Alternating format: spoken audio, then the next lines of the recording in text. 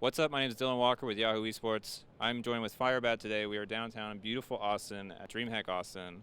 I just want to charge your memory a little bit.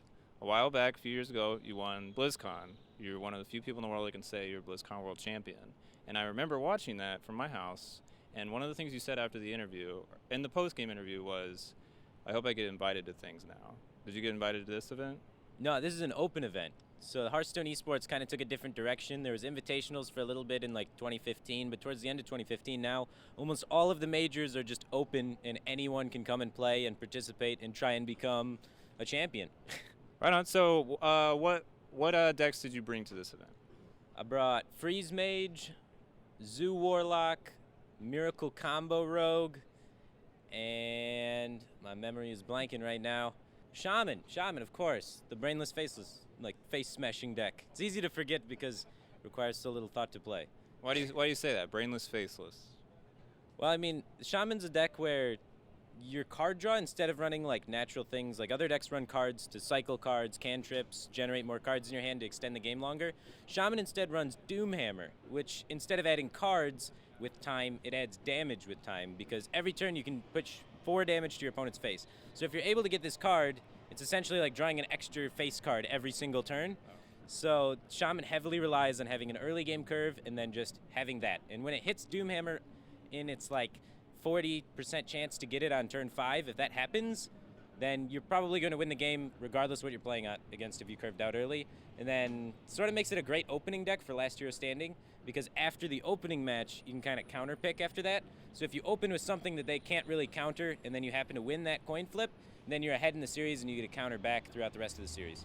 Wow. So how are you feeling about the new expansion of Old Gods, just overall? Overall, I'm really excited about all the change that's happening. The meta's sort of shifted up a little bit. There's some new decks that are coming to light. Not as much as I thought would be new, right? Like, I thought there would be like a ton of new archetypes and Cthulhu decks everywhere. There's like some Cthulhu decks, but none of them are tier 1 yet. I don't know if they ever will be. Yeah. But the thing that's been most surprising about the new expansion has been like the N'Zoth decks.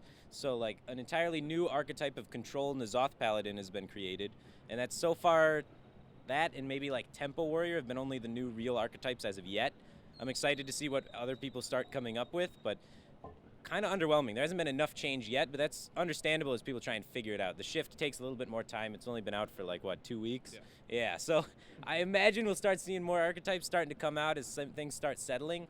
But yeah, I'm pretty excited about like even just the play style of the new archetype, right? Like N'Zoth Control Paladin is so fun to play. You got to time out your equalities, time out when you can play your vigils for when they're reduced cost when you clear, and set up Doomsayers. And so there's actually a lot of strategy and thinking to that archetype, which is exciting to see that the very first archetype that comes out of Whispers of the Old God that's new is something that's challenging and fun. Yeah, I see that it's kind of like it's more creeping into what's already been established with Hearthstone. For some reason, I felt like there would be like this whole push for Whispers of the Old Gods. All 30 cards would be a new card. You know, it's not that case, not at all. Yeah, it just can't be that case, because like people are so refined already with the lists they currently have that it's so hard to try and make changes, and it's always really progressive with the changes, and everyone expects it to be super fast. So everyone's like really hyped about the expansion, that everything's going to be new, and then they're kind of let down, and then they start realizing, wait a minute, this is good, and it starts slowly building back together. All right, so this is my first DreamHack. Have you ever been to a DreamHack before? I've been to about 11. Okay. Yeah, so I've been around to a Answers few my DreamHacks. questions.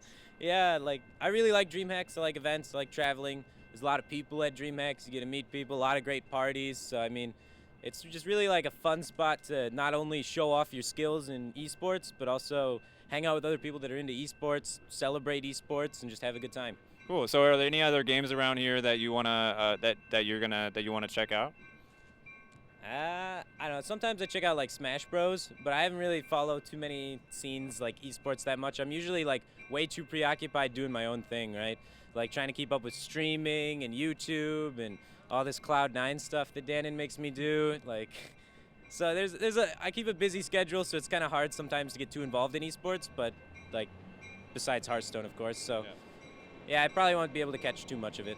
All right. Well, I want to say thank you for talking to me. It's been really nice to meet you. Nice to meet you. This is Yahoo Esports.